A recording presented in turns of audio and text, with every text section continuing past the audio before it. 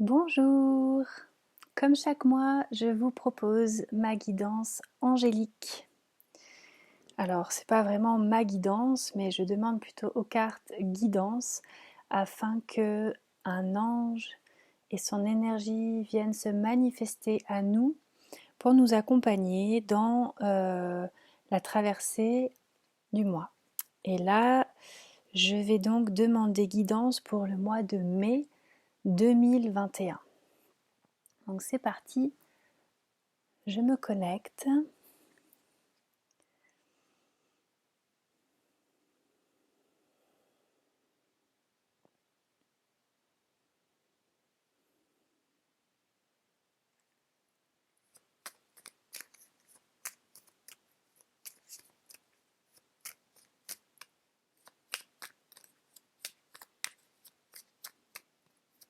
Et je demande à l'univers quel ange sera notre gardien à tous pour nous guider au mois de mai 2021.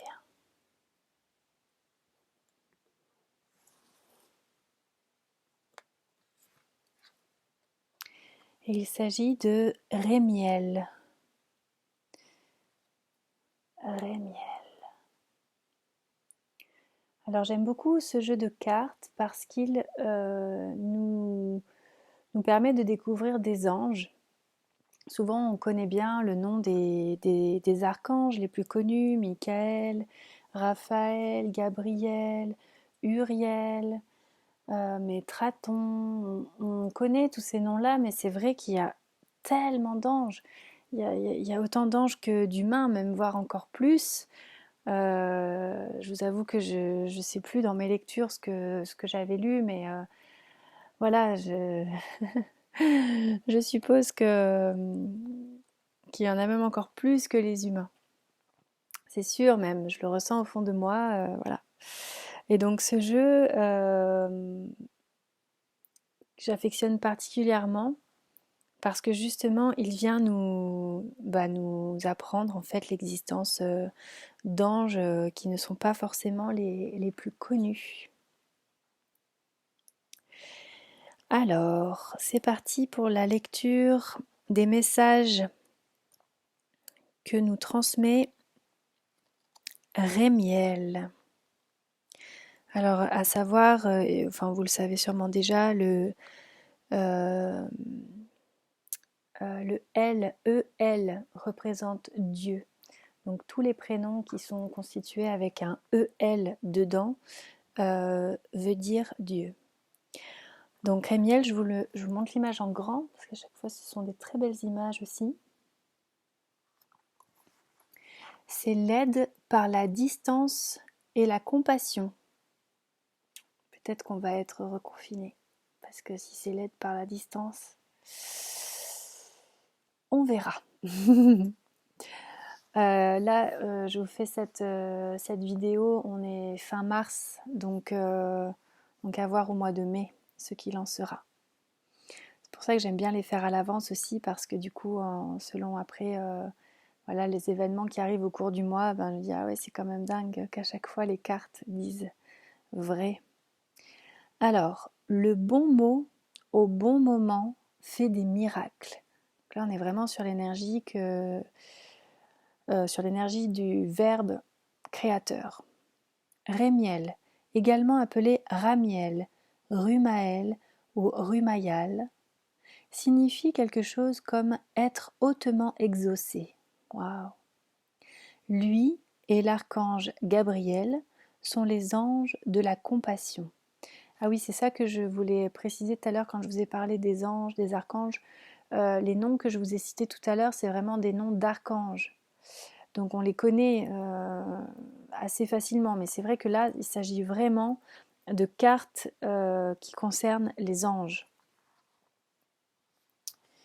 Donc dans la hiérarchie céleste, voilà, les anges, les archanges. Rémiel symbolise la grâce de Dieu, ainsi que la communication et la réconciliation entre les hommes. C'est magnifique. peut-être des conflits qui vont aboutir sur de la paix, peut-être voilà, une communication qui nous permettrait justement de vivre de manière peut-être plus clémente les uns avec les autres. Il est ainsi considéré comme l'ange de l'empathie, renforçant en l'homme le sentiment de compassion pour son prochain et pour ce qui l'entoure. Il protège aussi des idées noires et des cauchemars. Rémiel, qui s'écrit aussi Jérémiel, aide les âmes à s'incarner dans le corps, dans les corps et à être sur terre. Donc là, il peut nous aider justement à rester ancrés dans notre enveloppe terrestre. Si parfois certaines personnes vivent peut-être très mal les temps actuels par tout ce qui se trame, etc. Peut-être que, excusez-moi, je me réinstalle bien. Peut-être que là, ça pourra justement nous aider à peut-être pas faire trop de cauchemars, à peut-être être pas trop déprimé, à voir. C'est aussi l'ange des vraies visions. Combler chacun de bonheur, y compris soi-même, c'est ça la bonté. Ça, c'est de Bertolt Brecht, La bonne âme de Szechuan. Voilà, donc la vraie vision, donc peut-être qu'on sera amené à voir plein de belles choses et que ça nous aidera justement à avancer. Enfin, il est aussi le guide des âmes des croyants, les conduisant dans le ciel après que Michel les ait pesés. Donc Michel ou Michael, donc l'archange, lors de leur dernier voyage.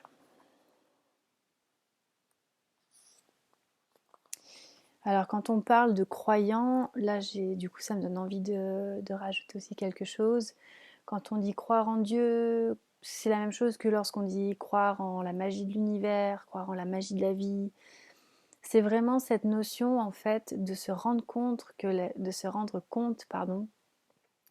vie est le plus beau des miracles et que dans toute cette immensité du néant, cette petite pointe qu'est la vie est juste la plus belle chose qui puisse exister.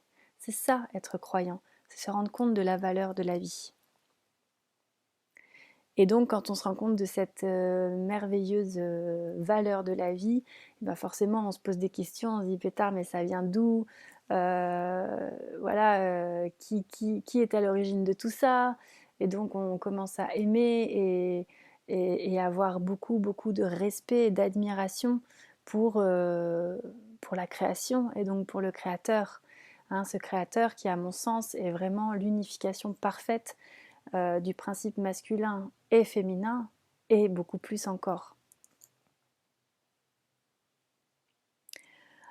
Alors, on pourrait se dire de combien de préoccupations l'on se libère quand on décide non pas d'être quelque chose, mais d'être quelqu'un.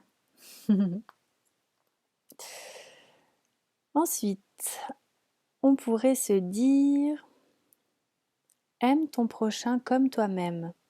Rémiel nous aide à le vivre et à le réaliser. Donc bien sûr, on se dit, ok, si on ne s'aime pas soi-même, forcément c'est difficile d'aimer son prochain. Donc là vraiment d'intégrer un amour de soi afin d'être capable d'aimer les autres, ou peut-être en aimant les autres, d'être capable aussi de s'aimer soi et de ne pas être trop dur avec nous-mêmes. Alors, ce que je vais faire, c'est que je vais vous dire trois pensées ou on va dire trois attitudes qui sont à transcender. Donc là, les trois premières attitudes que je vais vous partager, c'est plutôt des attitudes à ne plus avoir. Et ensuite, je vous partagerai justement l'éventuelle transcendance possible en vue d'une amélioration. Donc, chose à transcender. Le savoir sans amour n'a pas de sens. L'amour sans conscience est sans effet. Deuxième attitude à transcender. Espoir et peur sont nos premiers compagnons naturels.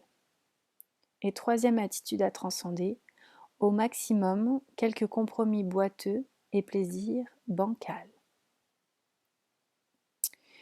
Alors, pour transcender la première attitude, donc le savoir sans amour n'a pas de sens et l'amour sans conscience est sans effet, on pourrait dire qu'il faudrait du coup essayer d'intégrer le sentiment et la dureté. L'expérience et la compréhension vous permettent de trouver le juste mélange et de faire le bon choix entre sentiment et dureté. Donc on peut le voir peut-être à plein de niveaux différents, peut-être arriver à justement à équilibrer le cœur et l'intellect, à équilibrer l'âme et l'esprit. Voilà, donc d'arriver vraiment à se sentir aligné entre sentiment et dureté afin de faire le bon choix. Alors ensuite, deuxième attitude à transcender, espoir et peur sont nos premiers compagnons naturels. Si nous réussissons à différencier les désirs judicieux des désirs vides de sens, de séparer les peurs justifiées des peurs irrationnelles, notre âme gagne ses ailes et nous gagnons un nouvel enthousiasme. Alors là, j'aime beaucoup cette différence qui est faite entre les peurs justifiées et les peurs irrationnelles. Parce que malheureusement, parfois, quand on exprime des peurs ou qu'on exprime des choses qui nous font pas forcément du bien, etc., on dit oh mais oui, mais du coup tout ce qui se passe à l'extérieur de toi dépend de ce qui se passe à l'intérieur. D'accord, mais des fois il existe de réels dangers. Il existe des peurs justifiées, comme c'est marqué là. Tandis que d'autres sont irrationnelles. Et où là, effectivement, dans les peurs irrationnelles, on est vraiment dans des prisons de l'âme. En fait, on se crée nous-mêmes nos propres prisons, nos propres conditionnements. Voilà. Mais des fois, il y a des peurs qui sont justifiées et où justement, il faut pouvoir user de notre instinct pour se défendre, pour fuir, pour réagir en fait et pour prendre les bonnes décisions. Là, tout à l'heure, on était sur la notion de faire le bon choix entre sentiment et dureté. Et bien là, à l'intérieur de nous aussi, de différencier justement qu'est-ce qui est valable et qu'est-ce qui ne l'est pas. Mais voilà, si par exemple quelqu'un vous menace et que vous êtes réellement en danger, c'est complètement justifié d'avoir peur. Voilà, donc là du coup, la réflexion que certaines personnes peuvent faire parfois de oui, mais tout ce qui est à l'extérieur dépend de l'intérieur. Bon, il y en a qui se font agresser, c'était pas forcément lié à un état intérieur, quoi. Donc c'était peut-être dû à du karma passé ou à d'autres choses, bref, mais dans tous les cas, au moment où il s'est fait agresser, c'est complètement justifié d'avoir pu avoir peur à ce moment-là. Ou même de sentir arriver la chose, de sentir qu'il y a du danger, et donc d'avoir une peur justifiée, comme c'est si bien dit ici. Et enfin, troisième attitude à transcender, donc là on était sur au maximum quelques compromis boiteux et plaisir bancal. Ainsi, vous pouvez vous pouvez maintenant faire de nombreux choix, définir de nouveaux compromis et redécouvrir les plaisirs. Donc là, ils ont fait un peu une synthèse de tout ce qu'on a dit avant. C'est-à-dire qu'en arrivant vraiment à se centrer entre sentiment, dureté, comme ça avait été dit, entre les peurs justifiées et injustifiées, du coup, on peut vraiment se centrer en nous-mêmes pour justement faire de bons choix, de nouveaux choix, et non pas faire des compromis boiteux, comme c'est dit, ou avoir des plaisirs bancals. Donc il faut que ça résonne en vous comme peut-être des choses, vous dire, ah ouais, effectivement, ce que je fais là comme choix, c'est peut-être pas très aligné. Et donc, une fois qu'on arrive à vraiment avoir un petit peu cette balance intérieure, de pouvoir définir de nouveaux compromis et redécouvrir les vrais plaisirs. Alors pareil, les vrais plaisirs, on pourrait faire une conférence entière là-dessus. Qu'est-ce que les vrais plaisirs ? Chacun a ses notions du plaisir, effectivement, mais je pense que c'est très important déjà d'avoir cette notion de voilà, de prendre plaisir, des plaisirs sains.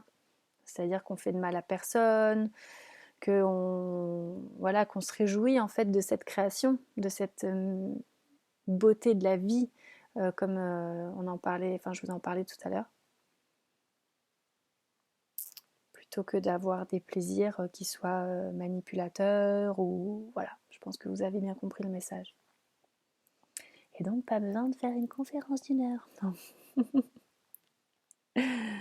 Alors l'essentiel en quelques mots: clé, harmonie intérieure, satisfaction, bonheur dans les relations humaines, attention à ennui, fuite, hypocrisie des sentiments. Indication particulière, Rémiel nous rend la vie plus supportable et nous permet d'en comprendre les lois. Il représente la compassion, l'amour et la critique. Soyez subtil dans votre appréciation des autres, ni trop dur ni trop tendre. Le bon mot au bon moment peut faire des miracles. Si vous êtes lié à Rémiel, vous aimez la liberté, la justice, les traditions et le calme. Ce que vous pourriez faire. Alors, vous ne pouvez changer vos contemporains, mais vous pouvez changer vous-même. Manifestez votre beauté et votre force, vos préoccupations et vos joies. Le monde vous permettra alors complètement, le monde vous paraîtra alors complètement différent. Et donc, affirmation, prière, je m'en remets à la sagesse de Dieu, qui est plus grande et différente de tout savoir terrestre. Je répète cette magnifique phrase pour le mot de la fin. Je m'en remets à la sagesse de Dieu, qui est plus grande et différente de tout savoir terrestre. J'ai trouvé que c'est une magnifique guidance. Merci Rémiel d'être là, près de nous. Alors les anges sont toujours là, près de nous. Mais là, voilà, il s'agit d'un accompagnement spécifique pour ce qu'on est amené à vivre en mai, chacun de manière personnelle et peut-être même de manière plus collective. En tout cas, j'espère que cette guidance vous aura plu, vous plaira, vous aidera. Et puis, je vous remercie de l'avoir écouté jusqu'au bout. Et je vous dis à très bientôt. Merci beaucoup.